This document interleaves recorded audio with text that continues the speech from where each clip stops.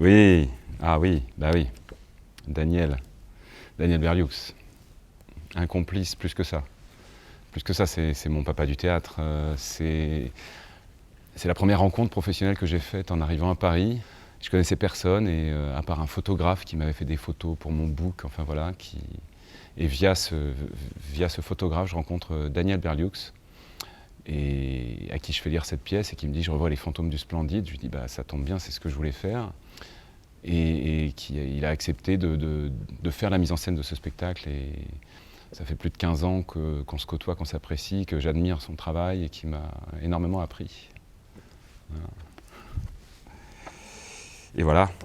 Et voilà, Homo sapiens. Donc suite à cette première pièce, je lui ai dit bah, écoute, je vais t'écrire un rôle dans lequel il jouait mon père. Autant sur la première pièce, j'ai eu un gros retour public, et là, sur cette pièce-ci, j'ai eu, on va dire, de la reconnaissance métier.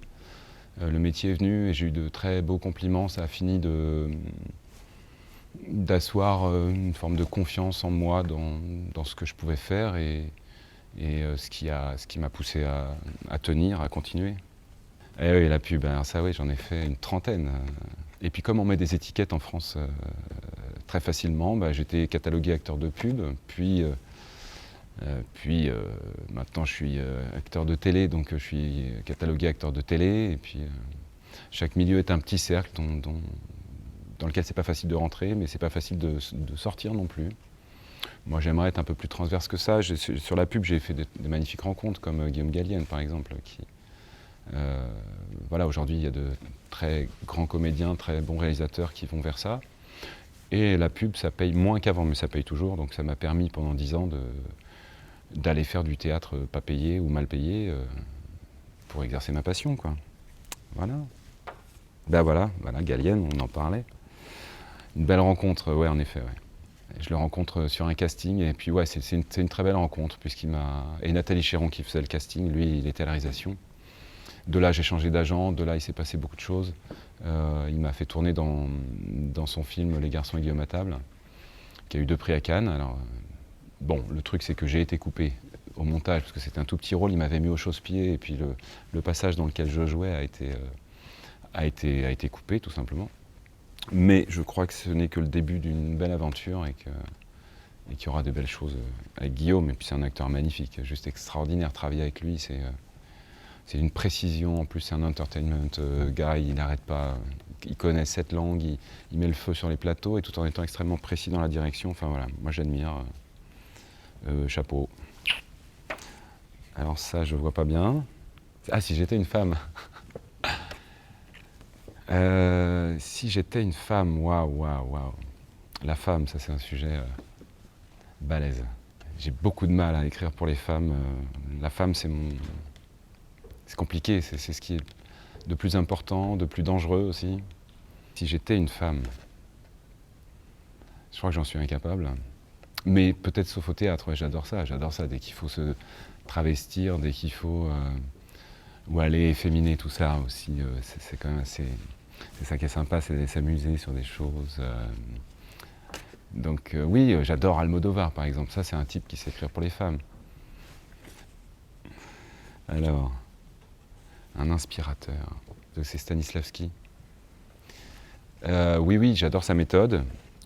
J'ai eu une école effectivement avec Daniel Berlioux.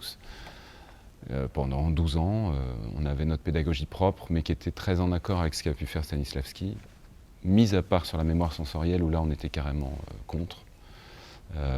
Pour nous, on considérait que les émotions sont en nous, et ne jamais aller s'inspirer de sa mémoire sensorielle, de sa vraie vie, etc. Il ne faut pas penser à sa grand-mère pour aller pleurer, ça n'a rien à voir.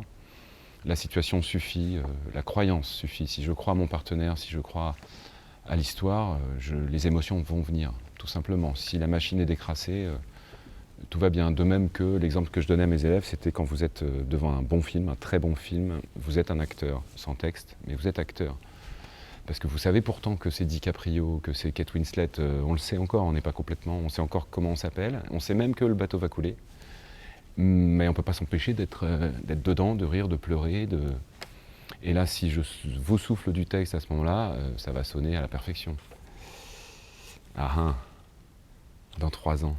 Je veux continuer de progresser, je veux m'amuser, je veux découvrir des rôles, je suis souvent employé dans des rôles sérieux, dans des rôles costard-cravate rasé, alors que j'ai fait ce métier pour justement ne pas porter de costard-cravate et ne pas me raser, puisque j'étais destiné à ça à la base.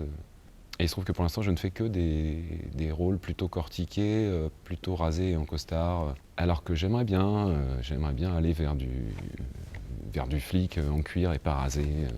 Dans 3 ans, j'aurai eu des beaux rôles comme ça. Ah bah oui, carrément. Michel Serrault, fan. Quel grand comédien, qui sait tout faire, voilà, je suis fan. Voilà, c'est Le Splendide, c'est Michel Serrault, c'est Bakri Jaoui qui m'ont donné envie de faire ce métier, donc je suis, ouais, maximum respect. Fin. Le mot de la fin, j'espère qu'il n'y en aura pas.